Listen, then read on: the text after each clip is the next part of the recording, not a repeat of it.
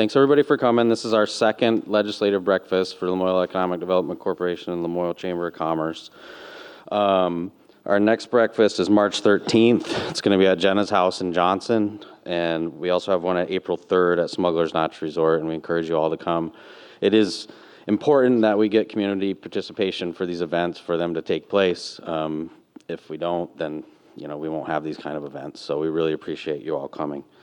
My name is Pat Ripley. I think I said that already. I'm the director of the Lamoille Economic Development Corporation and Lamoille Chamber of Commerce. I just wanted to take a moment to acknowledge our board members. Greg Tatro of DW Tatro is our board president. Stephanie Krukar of Turtle Fur. Eric Remmers is the director at Green Mountain Tech and Career Center.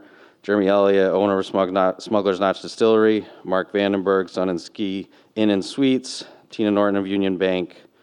And Dodie Day of Trombley Day Group, and Conrad Harris of MSI are our board members that help us bring this all together and represent the community for the business community. So, I know we're a little late here, so we'll go ahead and get started. I was hoping the representatives could introduce themselves and kind of pass the mic down the line and let us know your area and which committees you've been appointed to this year, since I go on the website and it's not always quite right. But before we do that, I just wanted to explain how things are going to go. We have a roaming mic around here for folks who have questions. Elisa in the back there will come to you. Just kind of raise your hand. Before we get started, just by a show of hands, how many folks have questions in their pockets they really want to get out there today? So a handful. All right. So I am going to start the questioning then. If there was a bunch of hands in the room, I wouldn't do that. But today I think I will. But before we do that, did want to mention the catering is from Chef Brielle and Wolchuk of Sweet and Savory, locally based caterer. And let's go ahead and start with Avram here and just have you introduce yourselves.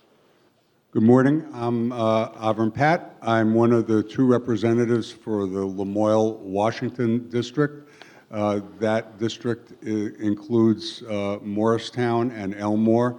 In Lamoille County and Washington County, it's included Woodbury and Worcester. I live in Worcester, and because of redistricting that happened last year, also now includes a small part of Stowe, the northern part of Stowe, and I am beginning my fourth term in the House, and I'm currently serving on the Environment and Energy Committee. That's a newly reorganized committee. There's been some restructuring of a number of committees in the House.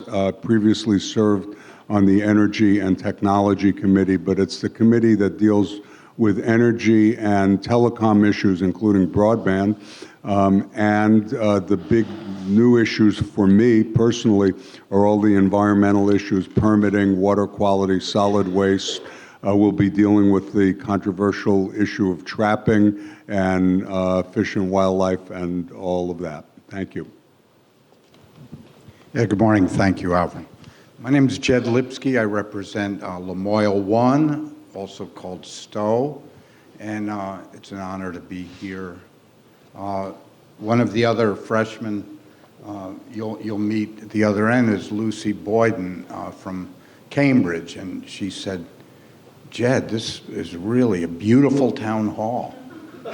And so if there's anyone up here that doesn't know this, this was gifted to the residents of Stowe and completed in 1903. It was gifted by George Akeley as a soldier's memorial. Keep your mic up, please. It was gifted as a soldier's memorial to the Civil War veterans of Stowe, Waterbury, and Morrisville, and some in Jeffersonville. And it has been our town hall ever since. It is the Akeley Soldiers Memorial Building. To get to my point, I was fortunate to be appointed to the Agriculture, Food Resiliency, and Forestry Committee. This is my first term. This is my first committee. I also serve on the Rural Caucus, which meets weekly, all formerly known as the Rural Economic Development Caucus. It's been shortened. I hope to serve on the Tourism Caucus, but that's been disbanded.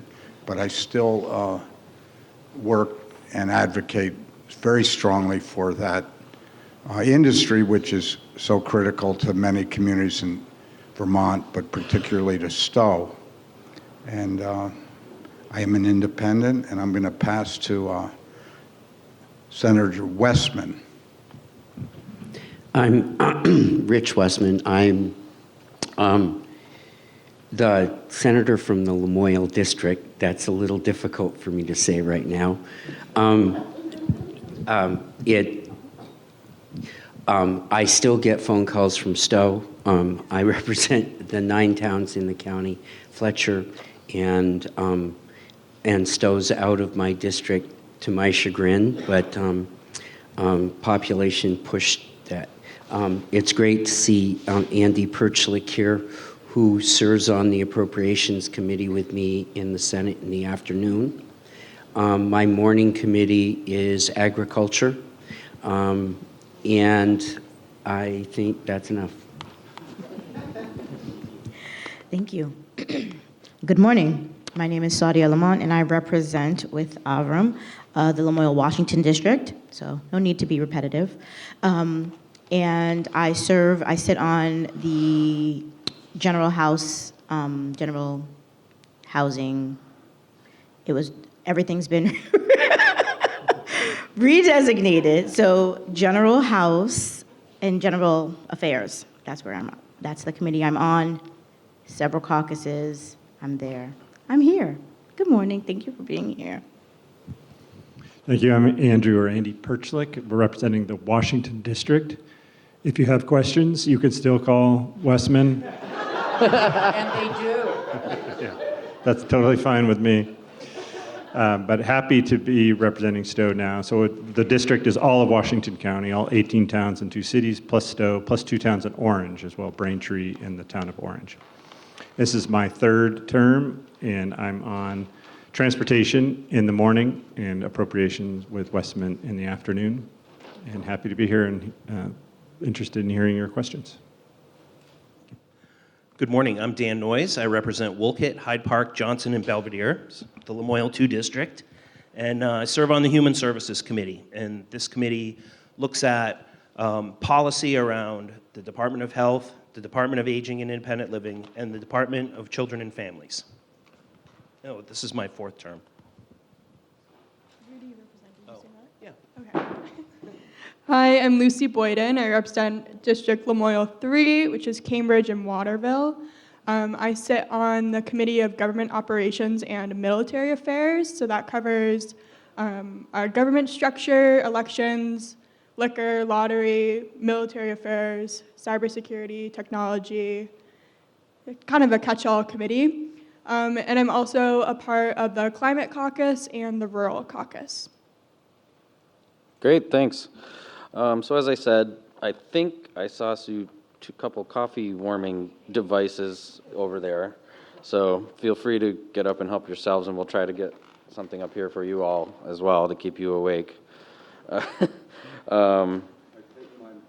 Avram prefers black. I think Rich said black earlier too. But while we're waiting for that, we'll go ahead and, I've got a really long question to start things off here, if that's okay. And if we can kind of be like Fenway Park with the mic, we'll just kind of pass it back and forth, you know. So we're starting to hear some things come out. The session's almost a month old or so. So my questions are mostly based around things that I've read in the newspaper, essentially, or heard about. So information recently presented by the Agency of Natural Resources outlined what many view as extreme upfront costs associated with the Affordable Heat Act and the establishment of a clean heat standard, namely an increase in fuel prices to the tune of $1.2 billion in upfront costs, along with an increase of 70 cents per gallon on fuel prices. While there's some debate about these figures and what the upfront costs will actually amount to, it does appear clear there'll be a significant cost to consumers as fuel dealers and business owners pass along these increases to customers. With fuel prices already high and the upfront price tag of the Clean Heat Standard proving costly, do you support the Affordable Clean Act as it is today? And if so, how will consumers and businesses cope with paying for it as the transition to clean energy occurs? Anybody want to grab that one?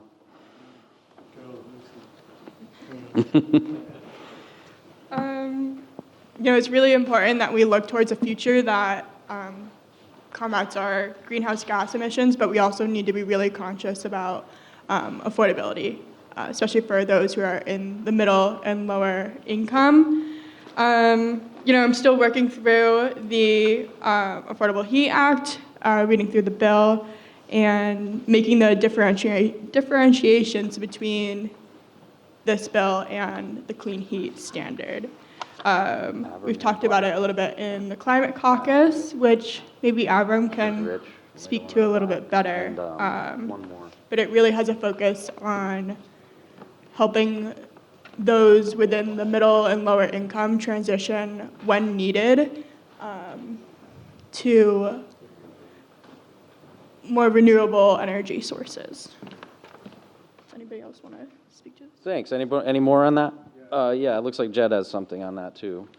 Well, I'll just Yeah, work together here. I do support it, and I think it's imperative that we think that we're not doing anything right now. I've been working on energy and heating assistance issues for 20-some years, and every few years the price of heating oil goes up, and we're like, oh my God, people can't afford to heat their homes. They're choosing between food and fuel bills, but we don't really do anything about that. So it's unaffordable now, and the numbers that came out from Secretary Moore aren't really based on anything because the bill doesn't say what the requirements are. The bill says we're going to go to the PUC. The PUC is going to study it, going to come back. We're going to have another look at it. This isn't going to happen until 2026.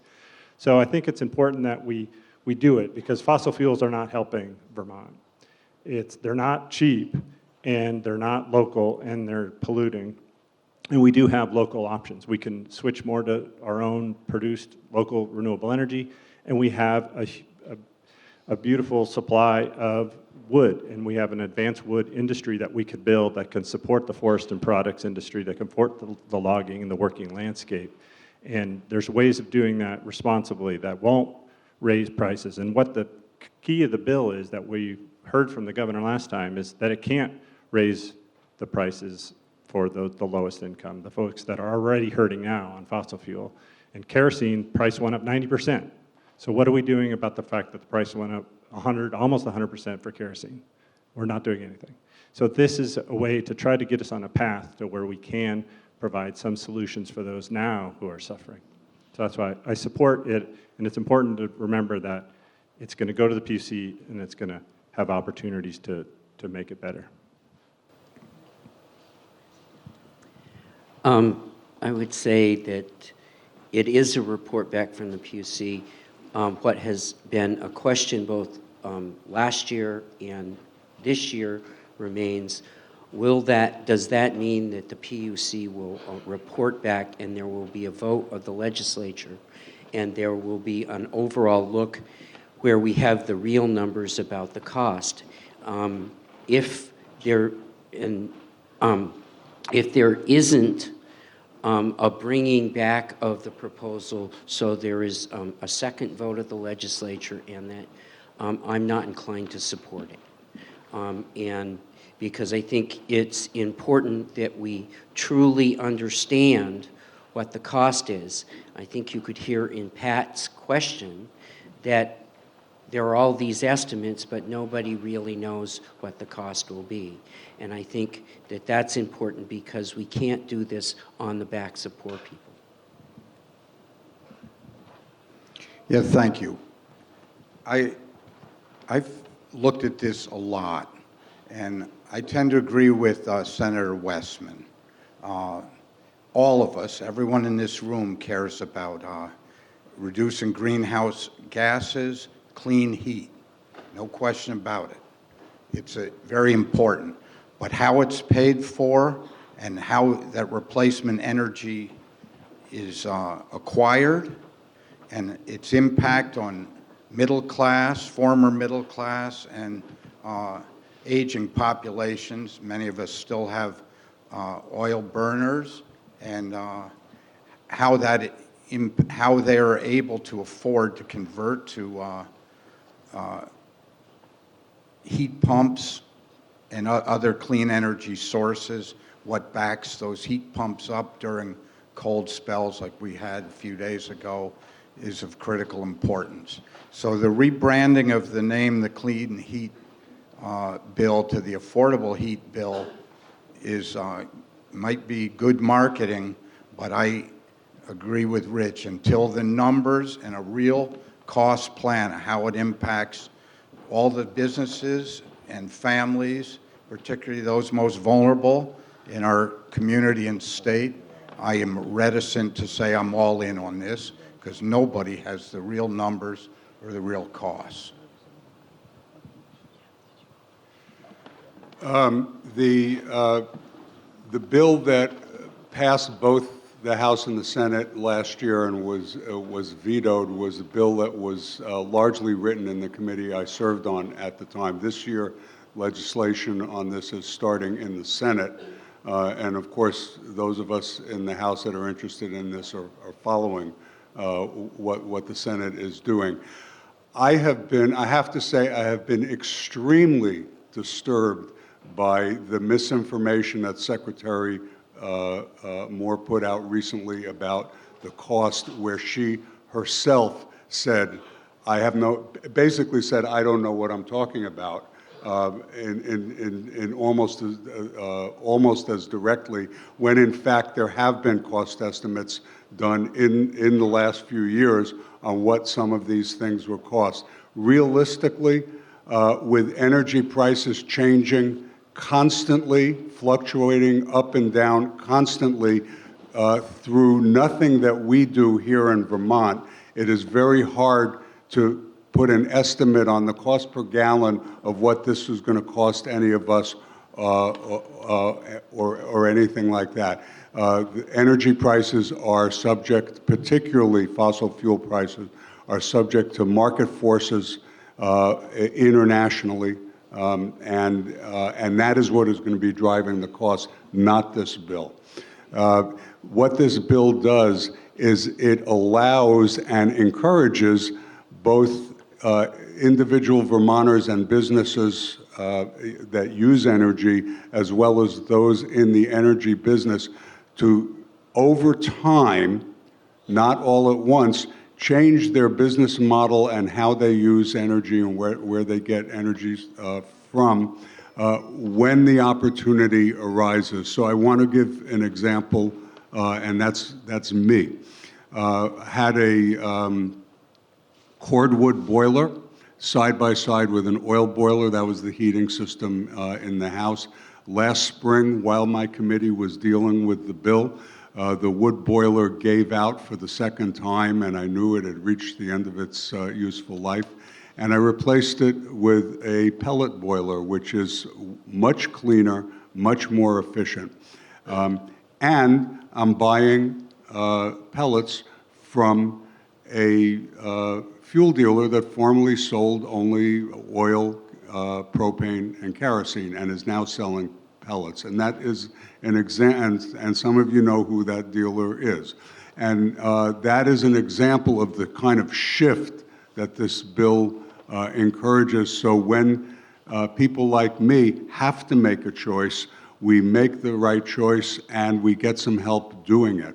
So that's what I see as the very necessary functions of this bill in helping Vermonters, both in the business as well as on the receiving end, make that change when it's in front of them, when they need to make a change, when they need to make a choice, they make the right choice, moving in the right direction. Great, thanks. I saw some hands earlier for some questions from the folks in attendance here. I saw, okay, there's one there, and we'll get down here second.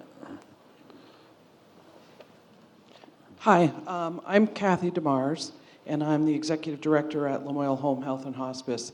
And in the budget address by the governor a few weeks ago, he wants to sunset our provider tax. And I want to let you know that that's a huge deal for the home health agencies in this state. We at Lamoille County Home Health pay over $310,000 in provider tax every year. And what that tax was supposed to do was help increase our Medicaid rates, and it never did really do that. So we've had to use our Medicare margin to subsidize our Medicaid losses, but now Medicare, the federal government is going to cut that rate on us. So we have no margin. So I'm curious as to if I can have your support on this, or how you feel about sunsetting or eliminate that provider tax for the home health agencies in the state. I'll go first. There are many of our providers, the home health agencies, that are being hit by the individual advantage plans that are out there. And the advantage plans through the insurers have wreaked havoc with home health agencies, in particular, their budgets. I think that the proposal from the governor to eliminate the provider tax on the home health agencies is an attempt to help them with their budget woes that they have. And as someone with a member of Kathy's board at home, and having had generations now of support, I couldn't have kept my father home to the end of his life without that, without home health. I think they do a vital service for the county, and I would support lifting the provider tax at this time because of their budget woes and the shape that they're in. And I would say on the other side of it, the attempts to push advantage plans onto the state employees at this time, I'm not for that. So. Yeah, I'm sure Dan has some, but I'll just say I agree with everything that Senator Westman just said.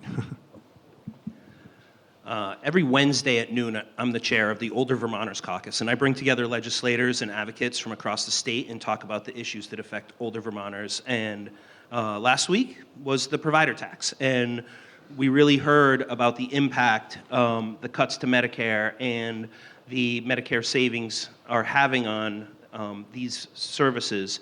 So absolutely support it. I didn't even know the governor was going to have that in his budget address when I scheduled the caucus to really focus in on that particular issue. But it's not just home health. It's many of the agencies that provide services to older Vermonters. It's Meals on Wheels. It's the residential care facilities. They're all under stress with the Medicare, Medicaid reimbursement rates on how they can provide these services. So it's definitely something I'm really interested in and trying to figure out some solutions to. Okay, any more on that from the group? Okay, great. We'll move on to the next one. I saw another question up here. Oh, Elisa, can this fellow right here in the second row? Good morning. My name is Billy Adams. I'm the chair of the Stowe Select Board. First off, I'd like to thank all of you for your commitment and service to the state and the community. As an elected official here in Stowe, I recognize the commitment that it takes to do the work that we all do and you guys do.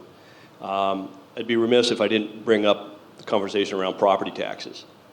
And it's the conversation in Vermont is really all about affordability, and that's part of it.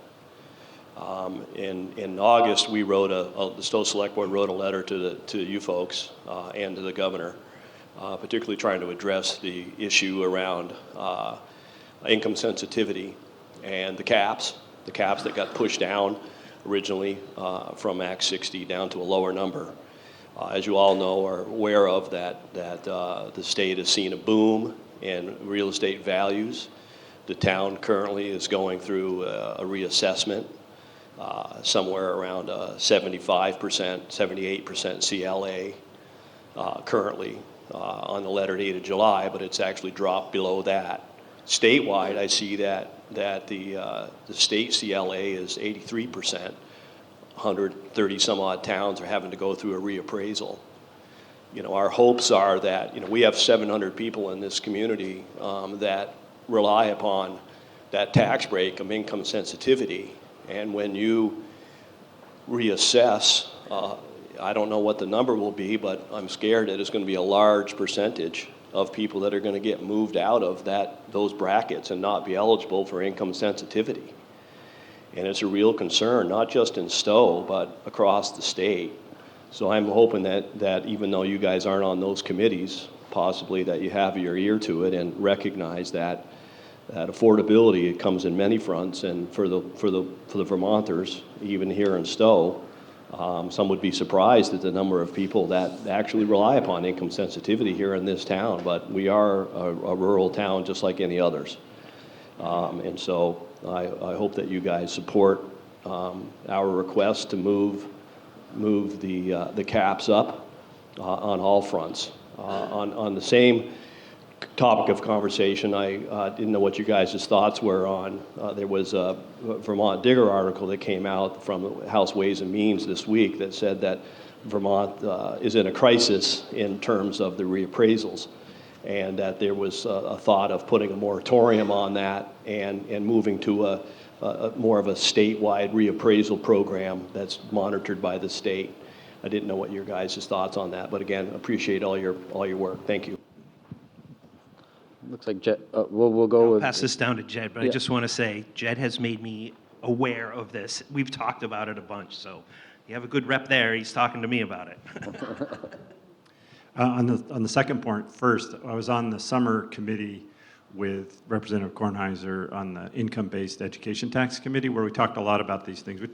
When I came into that committee, I thought switching to an income tax and away from the property tax, eliminating the property tax for education was the way to go. It turned out to be a lot more complicated than I thought, and how do we deal with renters? And we weren't really simplifying the system. It was just another complicated system. So the income sensitivity is an essential part of our current system that we need to strengthen. So I support adjusting the caps because of just the reality on the ground and making sure that that keeps property affordable for no fault of their own. If the price of their homes just went up because of the market, we need to help them out. And from talking to Representative Kornheiser on the committee, something like other states do that, where they just have a rolling 3 years, everybody has to do it, and the state is more involved, I think is a good way to go to make it more just efficient and predictable for towns and for the state, for that matter. Because right now I heard from one town that said they talked to an appraised company and they said they could get to their town in 7 years or 5 years or something like that. They're just so backed up. So we definitely need to do something different. And I'd be surprised if there weren't some kind of moratorium for the towns that can't get the reappraisals done this year. So just to give you a little facts, and that the idea of moving to income taxes has come up numerous times over the last 40 or 50 years. And the reason we don't is, and the simple fact is, the property tax raises about $1.5 billion. Our income tax raises between $600 and $700 million. We would have to we'd have to have an income tax 3 times what it is now to be able to accommodate that. And what that would do is cripple the general fund state budget. So income sensitivity is important. If the revenue estimates in the education fund are up, the non-property tax sources are up rather dramatically. So the education fund is very healthy, and I think that will bring up the topic of how we deal with income sensitivity, and there's flexibility within the present system to do that now. And I think we should. On the appraisal side, I know Stowe's, by many stretches, is a small town by country standards and world standards, but Stowe does have professional appraisers here, and most of Vermont, most of the small towns in Vermont don't. And if you don't have a professional appraiser that's already working for you, I think they're talking 8 to 10 years before we could get to many of the towns. And you have listers that are unprofessional and elected in their different town meetings across the state. So we have to figure out a way, if we're going to keep the property tax, to make sure that people get treated equally, and that means make it more professional across the state, so the state has to get involved. Billy, thank you for the first part of your question. One of the first things I did after I was sworn in was discuss with the Rural Caucus this particular crisis of the need to raise the income sensitivity cap. I had met in August with our head lister, Tim Morrissey, and got a very clear understanding about not only what a big crisis was looming here, but just how many folks in Stowe and our town would be affected negatively if it stayed at the current 400,000 cap. I did get some traction. I have reached out to a lot of folks, but everyone was clamoring to get their bills prioritized, and it didn't make the cut on Rural Caucus. So I went to Legislative Council, and submitted the idea to them. They're overwhelmed with other bills, but they assured me that my proposal to raise the cap, income sensitivity cap, to 600,000. They are working on that proposal. I'm sure that we'll get a number of co-sponsors. I'm hoping to, and so I feel very strongly it's critical, particularly towns that have had, a 100 to 300% bump in sale versus assessment. The second part, I rely on local knowledge and expertise, and you're right. Tim Morrissey's a great resource. He's been a long-time professional lister, and he too was advocating for a moratorium on the mandatory reappraisals, at least, and possibly taking a CLA that would stretch out for maybe 3 to 5 years and would be reviewed statewide on a rolling basis. Primarily appraisers, like any other professionals, septic, sewer, mechanical engineers, electrical engineers are backlogged. Workforce is backlogged across the board. So appraisers are just another form of professionals that are in short supply. And your second idea to ask for a moratorium, which I believe the governor is considering at this time, is a good idea. First of all, I basically agree with what others have said. I first, when I was running for re-election this past time, and met here in Stowe with Stowe officials to get to know the part of Stowe that is now in the district and issues affecting it. What I heard loud and clear was the issue of the cap on income sensitivity, and very much understand that needs to be changed. So whether it comes in the form of a bill separately, or whether it's something that our tax committees in the House and Senate can put into a larger omnibus bill, as we call it, that's something I support and have told people on the House committee that it's an issue. And obviously not just in Stowe, although as has been said, it may be more acute of an issue in Stowe than in some other communities, but it is definitely an issue in other towns in our district, as well as statewide. Okay, thanks. Oh, yes.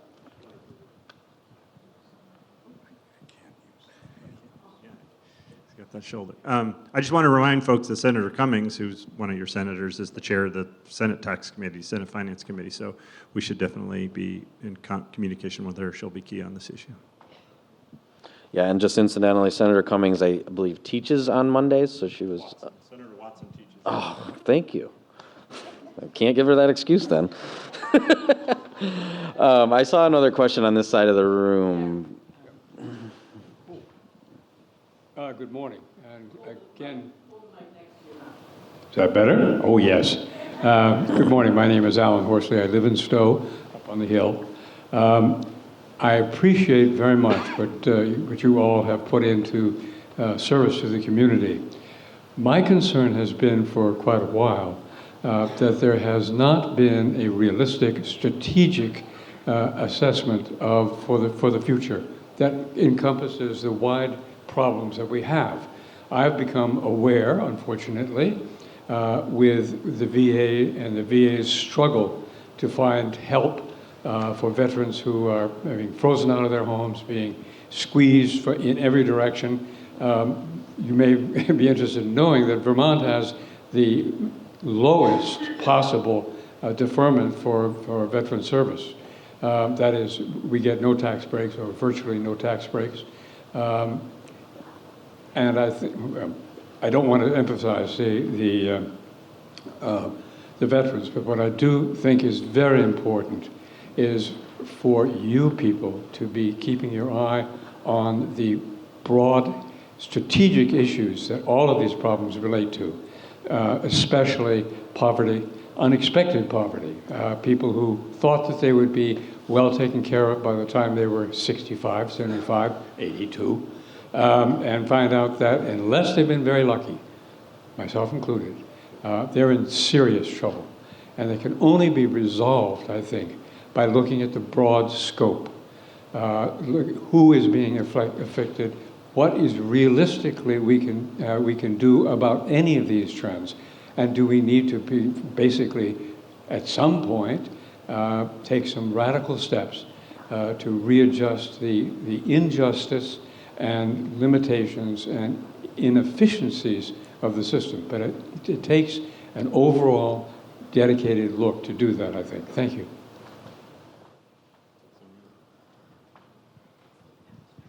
I can speak to the Veterans Home really fast. I'm actually meeting with the commissioner tomorrow on staffing issues down at the Veterans Home. I think that was part of your question in there about making sure that there's access to services for veterans, older Vermonters. So, yeah. I can speak to that a little bit too. I know that there is a bill circulating around the House. I'm not sure if it's been fully introduced yet, but it's to exempt our veterans and military officials from Social Security tax, I believe, right? Have you heard about that? Tax on their pensions. Tax on their pensions, apologies. And there is another one that looks to extend college benefits that those who are enlisted receive to programs that are out of state, specifically programs that our Vermont state colleges and universities do not offer.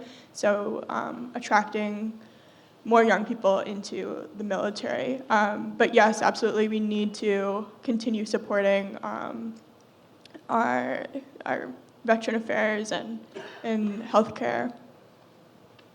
Looks like Jed had a little more on that. Yeah, that's an important question, and in my opening remarks, I failed to allow that I am on the National Guard and Veteran Affairs Caucus. And it's personal to me. My older brother served in Vietnam. He goes to the VA hospital down in Portland, Maine, every month. It's very important to him. And I have been a strong proponent of, as Lucy pointed out, there is a bill circulating, and I've endorsed that would exempt military retirees, those who have served 20 years or more before retiring, from state income tax in the state of Vermont. I believe there are 34 states in the Union that do not, maybe 38, some don't have a state income tax that exempt veterans from these taxes. We have a huge workforce challenge in our state, as we're all aware of. And when someone retires at 42, 44, 48, their working life is barely half past them. Most of them bring a lot of important skills that could transfer into a second career and serve our state. And these are well-trained folks, men and women, that would be very beneficial to the future of our state. So it's an important question, and it's an important issue. I know that Major General Gregory Knight, he comes to the State House regularly, meets with legislators, and has pointed out many times how important the recruitment and retention of Guards folks serving. Many come from New Hampshire, serve in the Vermont Guard. Many come from the state of New York and serve. When they get done with their term, they leave. They go back to the states that give them non-taxed retirement. So it's a very critical issue. Okay, looks like, yep. So just a little history. This concept has been talked about in the legislature since I've started. I actually had a bill drafted a couple years ago that really looked at it more on economic development, and so not about just repealing the tax. It was more about the economic impact it would have on our workforce. Had it set to commerce. They took a lot of testimony on it. We do have a new chair of Ways and Means in the House, so maybe this year there might be some more testimony on the committee of jurisdiction on that bill. Just if you want to hear a different perspective on that, I don't support it, and this is why. For one, it doesn't support any folks in the military that don't have a pension. So I've talked to Vietnam veterans, I've talked to Afghan veterans that served but don't have a pension. So for them, we're saying, nada, we're not going to give you any tax benefit. It also doesn't recognize all the other kind of state troopers, police, other folks that put their life on the line for us, that retire early, that we could also be supporting in some way. And also it doesn't take into effect need. So you could have somebody that retires as a general that's has a pretty good pension, has good job prospects, and we'd be giving them a tax exemption on their income. There's no evidence that I've seen that shows that or income tax will influence somebody whether they're going to live here or not. People move for about 10 reasons, and the income tax is low on that list. So I haven't seen the evidence that shows that, whether it be for veterans or for other groups, that lowering their income tax would keep them here or have them move here. If I could be convinced of that, then I'd be more supportive. But right now, I just don't think it's a fair way for the state. I support the small exemption that we have, and maybe there's some room there, but a full exemption that's not based on need and not based on other service that the servicemen might have done is something I don't support right now. Okay, great, thanks. We got about 20 minutes left. I did want to just mention again, there is more food in the back. I forgot to mention earlier, restrooms are all the way downstairs, so if you're looking for that, just keep going down the stairs and you'll get there. Yeah. I'd just like to respond to Senator. I really appreciate your perspective, and I'm new to the legislature, but there's a notion of compromise based on common sense. And I think the idea of non-commissioned officers, not officers who actually do retire with a much higher pension, may be an appropriate target range, the sergeant class. So I'd love to talk to you off camera on that. Thank you. Great, that's awesome. I saw a couple more hands. Right over here is... Good morning, everybody. It's Tommy from the Stowe Reporter News and Citizen. There's two local lawmakers who were here last year who aren't here right now. One of which was here last month, who isn't here right now. And both of them, Representative Donnelly and Representative Rogers, were sponsors on legislation last year that was related to compensation and benefits for legislators. I'm wondering, not with just these two locally, but we've seen it around the state where legislators are leaving after very few terms. There are fewer and fewer Rich Westmans out there in the legislature, and more Donnellys and Rogers.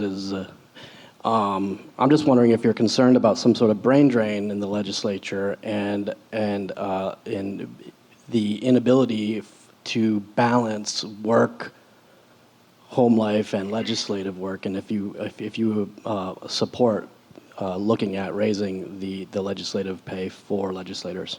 Thanks. Do you want to go, Lucy? Or I would just say that I do support looking at it. The Senate Government Operations Committee is going to have a bill. I don't think they've started it, to look at how we can change that, because it definitely impacts who can serve in the legislature. And I would like to make it more accessible to more people. And so it's not necessarily a lot more pay, but maybe it's a little bit of pay during the off season. We still do a lot of work when we're not there. Some compensation for that. Some kind of insurance. You know, there's no health insurance. So if you don't have a spouse or some other way that you're getting health insurance and you're in the legislature, that makes it really difficult. You don't make enough money to pay on the private market, and to have a job that lets you keep on the insurance but just not show up for 5 months is difficult. And a lot of people that I've talked to that have started, like the couple senators that have left just in the 2 terms I've been there, their employers at first were like, oh, that's great, public service, we want you to do it. And then 6 months in, they're like, okay, wait a second, you're never here, how long is this going to go? And then the pressure starts on them, and then they basically quit after 1 or 2 terms. So I think something does need to be done about it if we want to have a diverse and varied type of citizens in the legislature, if that's our goal. And I'll add that the rep who served before Representative Donnelly, Matt Hill, left with the same issue. So it happens quite a bit. And there's been a lot of legislators that have left because of the need to have health insurance or more income to pay their bills. So, yeah, definitely think it's something that we need to start talking about. Yeah, I just want to amplify what Senator Perchlik and Rep. Noyes just said. We're losing a lot of really great people because of pay, because of benefits, and because of the time and energy that it takes to do this job. Many of us work 12-hour days, multiple days a week, leaving little to no time to truly and thoughtfully answer your questions or return a phone call. So it is really draining, and there aren't benefits. Coming from a young person, I'm the youngest member in our legislature. I started out with a full-time job while campaigning, reduced my hours in order to go door to door and go to events and meet people face to face and do everything to get to where I am today.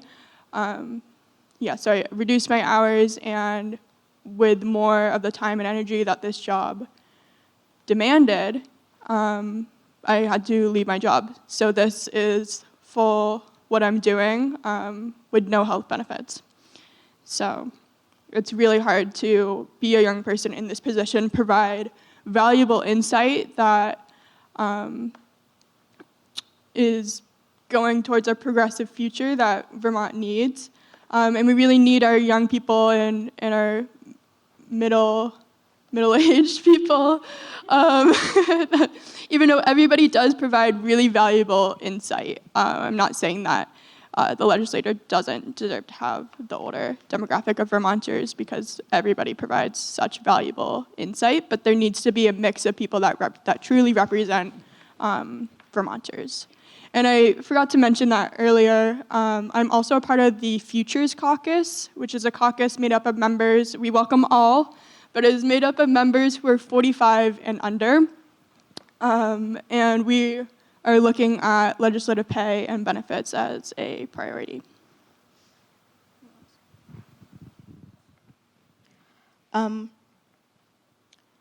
It's really important that we have diverse voices in our legislature as a full representation, all-encompassing of Vermont and of Vermonters.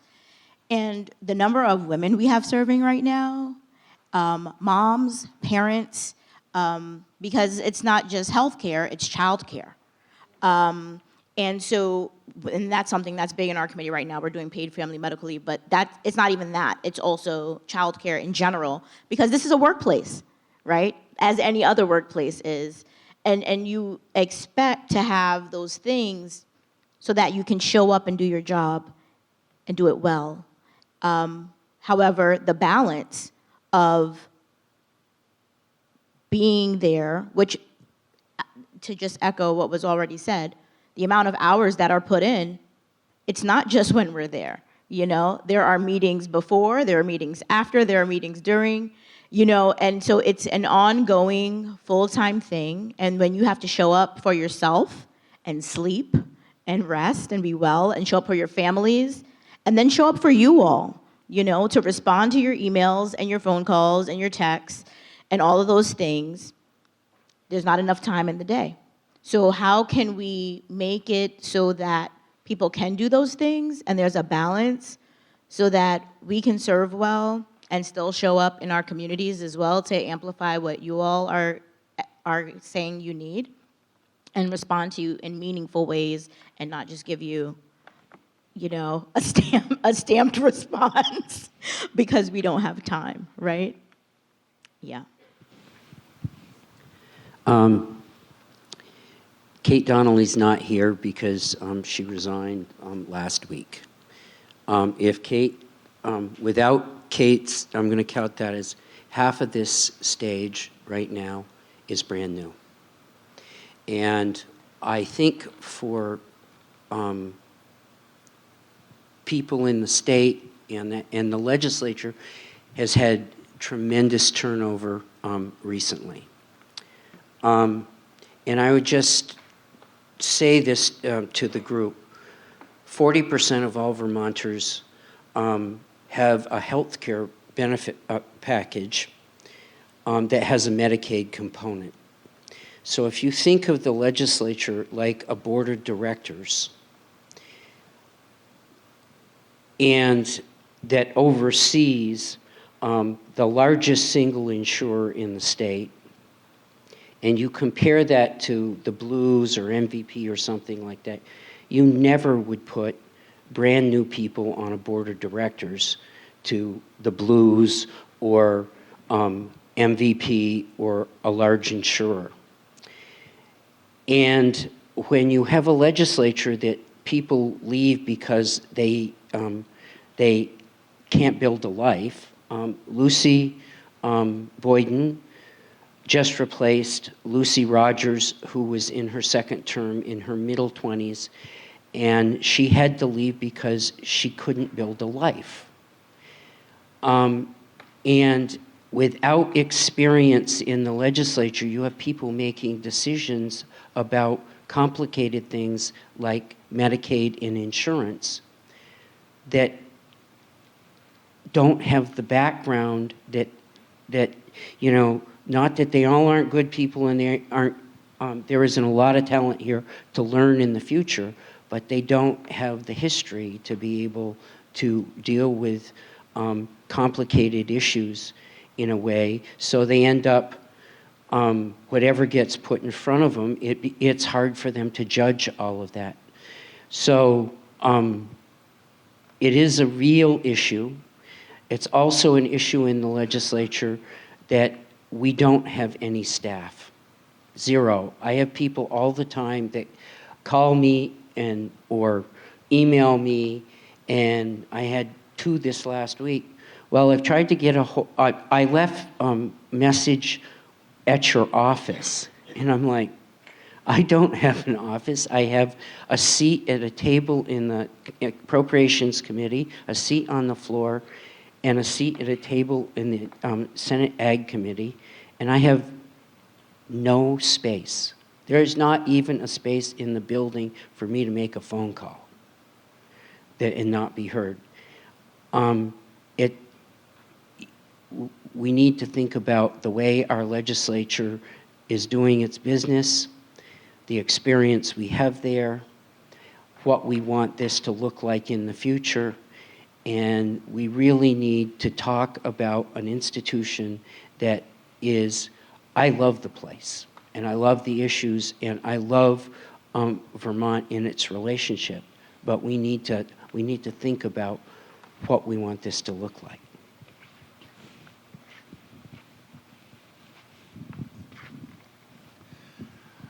I think others have already, in different ways, expressed the pressures and the things that are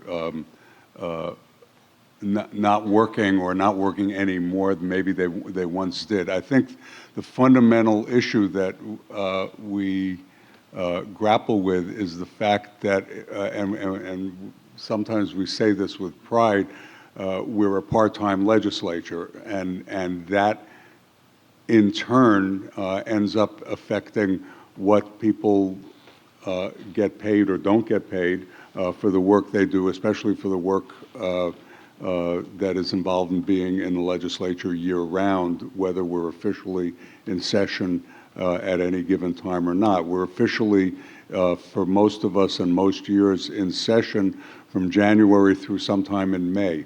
And then after that, there is no compensation, either pay or benefits. So I think this is an increasing problem, but people will need to realize that if we are going to resolve it by making it possible in terms of compensation and benefits for people, younger people and others who serve 2 terms and decide I can't do this anymore, if we want to make it possible for people to continue to serve for a longer period of time, then that is going to mean some structural and financial changes in terms of how the legislature operates. And that also includes what Senator Westman just said about staff. It's really officially a part-time position, and we're each on our own, especially during the time we're not in session, when in fact most of us are doing, I wouldn't say full-time work year-round, but we're working year-round. So there are consequences to making the kind of changes we talk about, but I also think we need to carefully consider this and move in that direction. And I'll just say, in terms of myself, I'm not wealthy, but I did not run until I had retired. I fortunately had worked at 2 successive jobs that had good benefits, including retirement benefits, and as did my late wife. And so that helps make it possible for me to serve at this time, but it certainly doesn't address the issues for people who are not in that position. Yeah, Tommy, I think it's a good question. Got a couple of thoughts. I'll try to make them brief. But when Kate Donnelly read her letter of resignation last week, it was one of probably the most moving experience of my month in the House. It was very heartfelt and very disturbing. So these resignations, or Lucy Rogers, are canaries in the coal mine, and something should be done. Doesn't behoove someone like Lucy or myself or Saudia, who've been there 6 weeks, to say, hey, we need a raise. We're too prideful or too embarrassed. I am of retirement age, but I am not retired. I don't have retirement, and I never will. So I feel the fact that I can't work in the woods, particularly when it's frozen time, because I'm in the legislature. But there is a need for the General Assembly to be somehow slightly better compensated. We're not looking for staff. I saw the news, the New York State General Assembly put in a bill for the first act of business this year was to raise their pay to 112 or 114,000 across the board. You know, it was embarrassing just seeing it on the news. You know, we're talking about 13 grand a year here with no staff. Maybe there's some other, if you stay down there, you get some room compensation. But anyway, it's an issue that does matter for quality. Okay. Thanks, everybody. I did want to point out also, just this is the one day of the week that the reps have not to be in the State House, and they've chosen to be here with us, so we really appreciate that, and thank you all.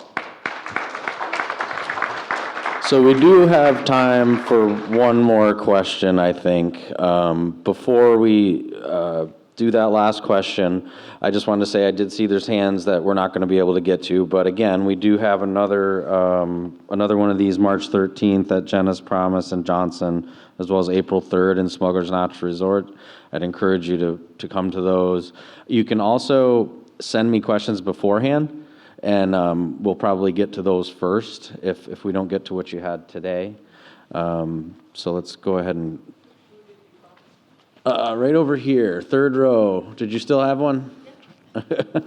Hi, my name is Anne Marie Dryden. I'm in the Lamoille district of Avram and Saudia, Lamont. And I'm on the school board with the LSUU, and I'm also a in private practice as a nurse practitioner, practicing from home with telehealth, but as well I have an office in Montpelier. I've been in healthcare for a little over 30 years. And so I kind of bring that lens to the work I do with regards to the welfare of our students. I'm not sure this is a question you can all answer in depth, but I want to acknowledge Saudia's work in getting a universal health care bill maybe reintroduced, or at least having the conversation again. It certainly seems to be a thread through the last bit that was just talked about and connects to a lot of the issues that people don't have the means to provide themselves good health care. At this time of year, my income goes down because deductibles start over and people can't pay their bills, and so they can't afford. So on my end, it hits me, it's a double-sided sword. And on the other end, people just forego health care until something takes them to the emergency room, or they need a surgery, and then their deductibles are met with some other chronic costs, and then they might see to their other health care needs. I guess I just wanted to see where people sat on the issue of the idea of a better healthcare system for Vermonters, so that burden is removed as a thank you. Universal Can we health start care. with Saudi?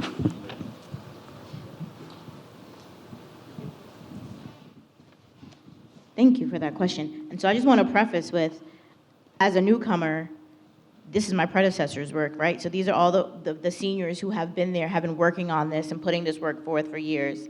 And so as a newcomer, I was happy to join the team and support this work that they were doing when Rep. Gina, approached me and asked me, would I participate and sign on? Absolutely, because healthcare is a universal right. We all deserve access to quality healthcare and affordable healthcare that meets the needs the ways that we want it.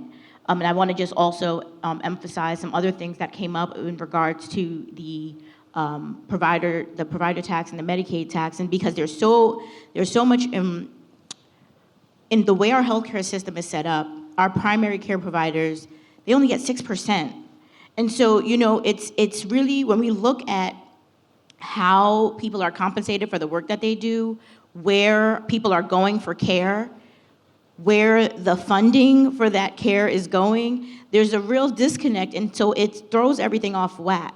And if we can have a system that serves everybody, that is universal, and everybody has access to care, I think it would really serve Vermonters very well, because healthcare is a right. We all should have access to these things, especially our children. being in the school system, I'm sure you see all of the increase and the influx in the mental health, especially in these times right now in our young people.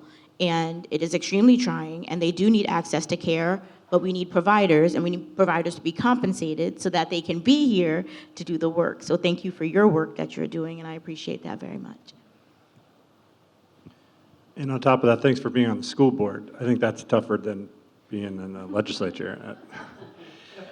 I support it, that we need it, but I can't figure out how to pay for it. And so I think Vermont has done a good job of trying to push the edges out. Those that are on the margins, there's less and less of them, but it's still not perfect because it's a complicated, messy system, and we still have those folks that are uninsured and a lot that are underinsured.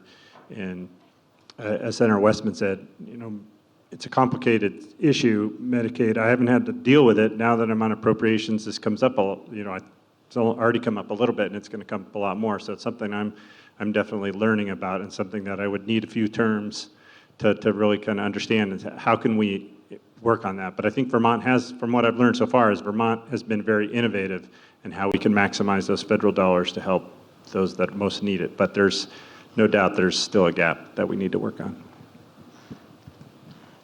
Medicaid is, outside of K through 12 education, the second largest single spending item in the state spending is Medicaid itself, and that's more than $1 billion.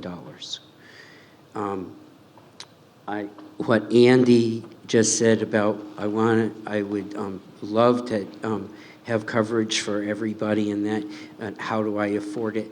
That has always been the question, and we've dealt with that for 30 or 40 years. It really is an issue that the national government really needs to step up and take on. The crisis in the immediate for all of us, and I see Stuart May, who's the head of Lamoille Health Partners, where I'm on the board. The crisis for us right now is in primary care, and our doctors are getting older, and we don't have enough primary care docs in the state. We're down, if you figure that a primary care doctor, one doctor takes care of about 1,500 people, and that we're down between 75 and 80 primary care doctors, that means that 1 in 6 people in Vermont doesn't have a primary care doctor. And that's really difficult. We have a crisis in nurses. The hospital last year at Copley Hospital ran over their budget by $6.6 million in traveling nurses. We have a crisis in besides just the insurance piece now, we have a crisis in getting people to do the work in healthcare now, and we have to pay attention to that too. Briefly, I just want to take this time. Healthcare is a big issue. I agree it should be done from the federal level, universal healthcare. But there are issues that are important to constituents in our community. One is early child care education. I'm asking you to reach out to me at lipskyjet@gmail.com or call me 279-3993. And universal school meals. These are issues that have come up regularly from my constituents and issues that I think are critically important. So I can't solve universal health care, but I'm happy to address those or any other issues if you reach out to me.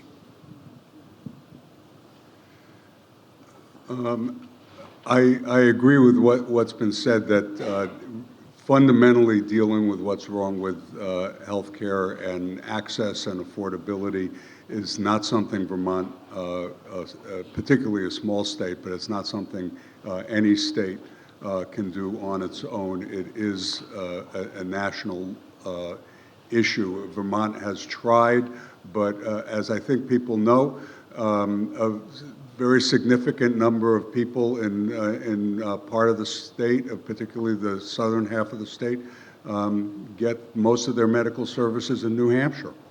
A significant number of people who live in the neighboring parts of upstate New York get their healthcare services in Burlington.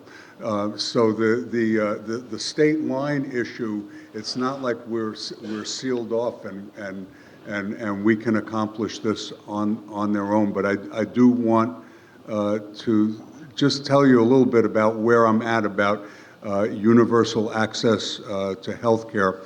When my father was what used to be called a general practitioner, now called a primary care provider, but a multi-generational family doctor. When President Kennedy first proposed Medicare, my father went around writing articles and speaking to senior groups in favor of that, for which he was very promptly booted out of his county medical association for doing that. His medical establishment, including doctors at the time, were opposed to it. When Medicare was then established a few years later under President Johnson, I remember a conversation my father had with me when I was probably around 14.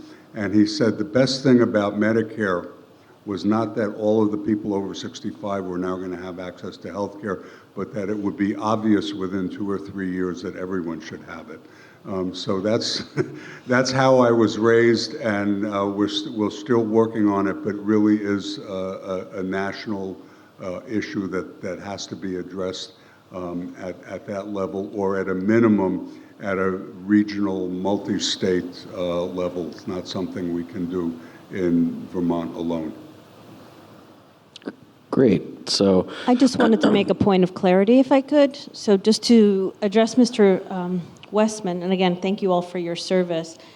I'm a nurse practitioner, so it's important to me when we talk about the care of patients that we include all the providers that provide care: physician's assistants, nurse practitioners, and physicians. So they're not just seeing doctors. The clinic that I worked for before had about 3 physicians and 4 or 5 nurse practitioners. Those nurse practitioners carried about 1,000 to 1,200, if not more, patients on their panel. Part of the reason that I went into private practice, because I can't spend a lot of time with patients if my panel has to be that big. So I just wanted to be clear that there's a variety of providers that are providing care. I also want to throw out there that every time a new grant comes or grant monies are made available, it seems a new administrative position is made available to address that grant, and we're not getting feet on the ground to address the needs of patients, but we're addressing administrative issues. So, I mean, just kind of keep that in your thinking while you're pondering this project. okay, thanks. And we are. Go ahead, Rich. I'm not going to say I totally understand the nurse practitioner issue, and I totally agree with you. We need more nurse practitioners and help us fill that hole. But we have to put significant resources into the training of all of those. We have a crisis now in primary care. Okay, thanks. I want to thank the reps and thank the community members who showed up today. We are out of time. If you had additional questions, like I said, feel free to email them to me or have them at our next breakfast next month. And please grab some additional food on your way out for your coworkers or your family or anyone. There does seem to be a fair amount over there. Thanks, everybody.